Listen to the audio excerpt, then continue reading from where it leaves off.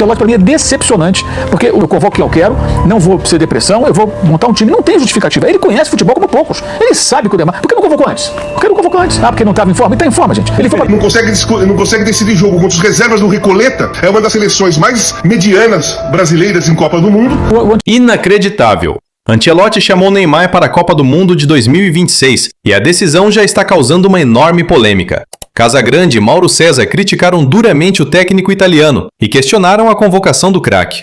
As declarações deram o que falar e dividiram opiniões entre os torcedores.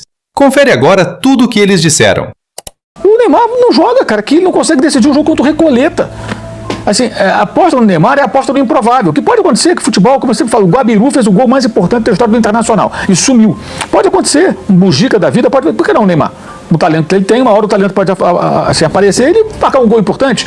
Mas jogo jogado, com continuidade, com intensidade, primeira fase nem tanto, mas depois, duelos mais duros, com seleções importantes, ele está muito distante disso. Ele não consegue, ele não jogou nenhum jogo contra time forte no Brasileiro.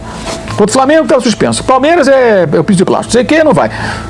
Então a realidade é que assim, nada explica, nada justifica. O Ancelotti para mim é decepcionante, porque um técnico do tamanho dele, quando ele assume a seleção, o que eu imaginava? E falei isso várias vezes. Não, é um técnico do tamanho para fazer o quê? Eu convoco quem eu quero, não vou ser depressão, eu vou montar um time. Não tem justificativa. Ele conhece futebol como poucos. Ele sabe que o Neymar. Por que não convocou antes?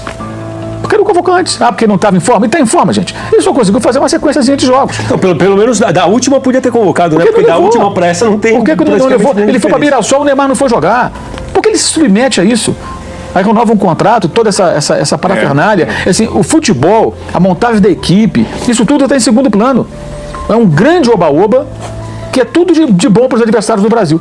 Sério, as outras seleções vão ter, pô, legal, o Brasil desse jeito, dificilmente isso vai para diante, gente. E eles não aprendem. Há 20 anos aconteceu isso, em 14 a bagunça foi outra, não foi a bagunça de organização, foi a bagunça técnico-tática de um trabalho horroroso da dupla Felipão Parreira. A seleção não era ruim, os jogadores não eram ruins, mas o time era um horror, né? Deu naquilo que deu. E agora que a gente está vendo é isso. Começou uma farra, uma bagunça danada.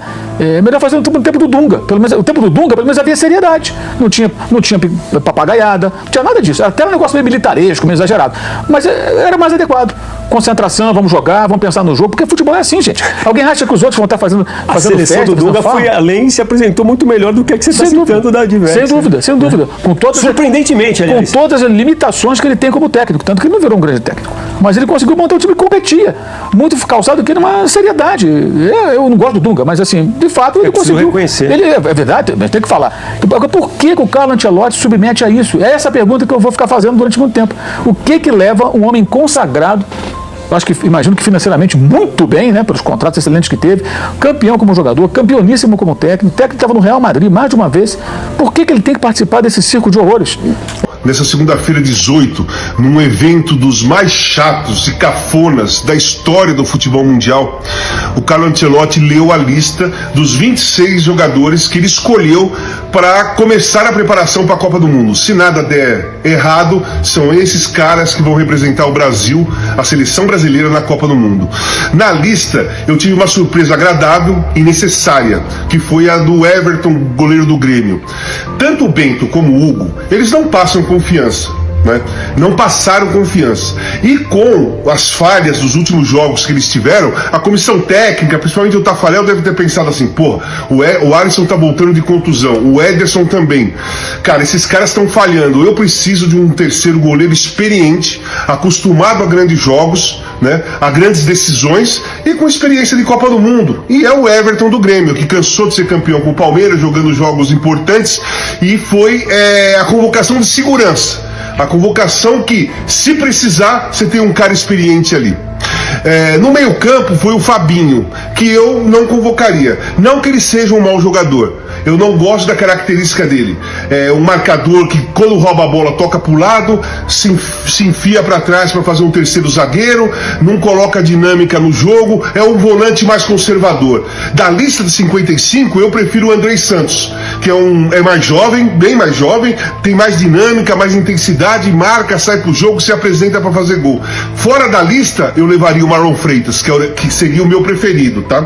Lá na frente, o Hendrick, para mim não foi surpresa e eu tenho certeza que vai lutar para ser titular da seleção brasileira. Eu acho que o Endrick começa a Copa do Mundo como um camisa 9, porque ganhará a posição nos treinamentos. É forte fisicamente, não desiste da jogada, é um cara que chuta bem de longa distância e está sempre ali pronto em grandes jogos, já demonstrou isso no Palmeiras e até na seleção brasileira. Então eu gostei muito da convocação do Endrick, para mim eu não tinha dúvida. Vamos passar para a convocação do Neymar, né? Para aqueles que fizeram lobby pro Neymar ser convocado e aqueles que achavam que o Neymar não merecia, que era o meu caso, acabou. A lista saiu, agora ele vai ter que treinar, vai ter que jogar, vai ter que se apresentar para ter uma chance na seleção brasileira.